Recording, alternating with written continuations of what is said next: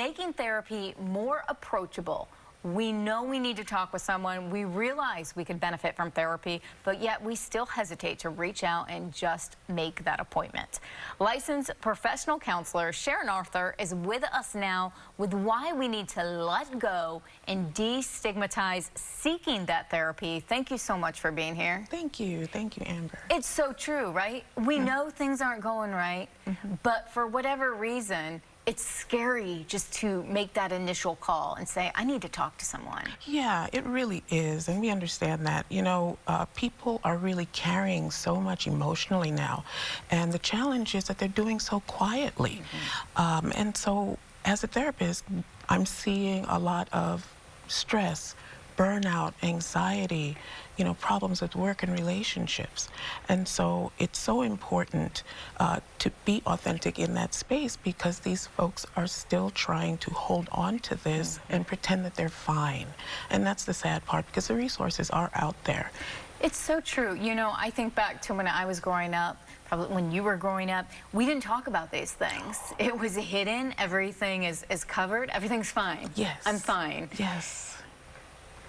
Do you think that with so many people going on social media and so many different avenues to express our emotion, that's helping maybe break the stigma? Or are people still not quite ready? They're ready to maybe pretend to do it, but not be their authentic selves. Right. I think that the challenge with that is that social media, though a great place to vent, is not clinical help.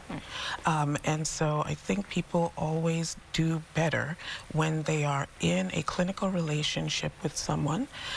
They feel understood, they feel safe emotionally, and they are free to express themselves in that safe space. So important, and come up with solutions together to fix those problems. What are some signs that someone either recognizes in themselves or maybe in a loved one that say, it's probably time to seek that help? Yeah, you know, sometimes the signs can be subtle. People can walk around very quietly with a lot of stress, anxiety, difficulty sleeping, difficulty concentrating, emotional exhaustion, or just this chronic feeling of overwhelm. And so these are things that can let you know that it may be time to get some outside objective assistance and kind of trying to figure out the best way forward, considering what your experiences are. And sometimes it's the person that looks like they have it completely together is really just holding on by a string behind the scenes and really, really needs that help. Yeah. So what are some of the signs that we could benefit from this, that we're ready to go break the stigma and talk to someone? I think people are typically individually motivated. They are ready when they're ready, which is why, you know, you have to ask, what is your why?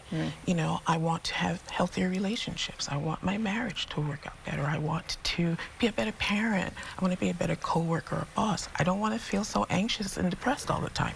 And so these things, when they start becoming more and more acute, people are typically self-motivated to move through to the next step, which is set up an appointment, call. You know, you can try out therapists. So important to remember. Yeah, to see. That's so crucial to say that, because we can't force somebody to go and help themselves, because you're just going to push back and it's not going to work. How do we realize we're at that moment where we need to talk to somebody, that stigma's still really strong for whatever reason? How, as a therapist, do you help make that more approachable, more human?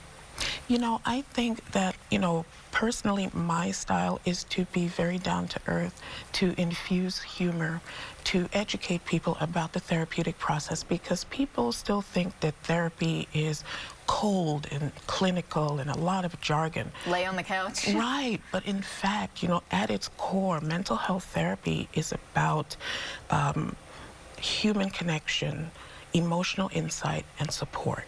And you learn that pretty early on in your introduction to therapy. And build that relationship with your therapist. And don't be afraid to try new ones out. Right. Great information. So insightful and so important, especially now. Thank you for coming. Thank you. We appreciate it. Thanks. And we'll share all this info on bloomtampabay.com. Stay with us. We have more Bloom coming up after the break.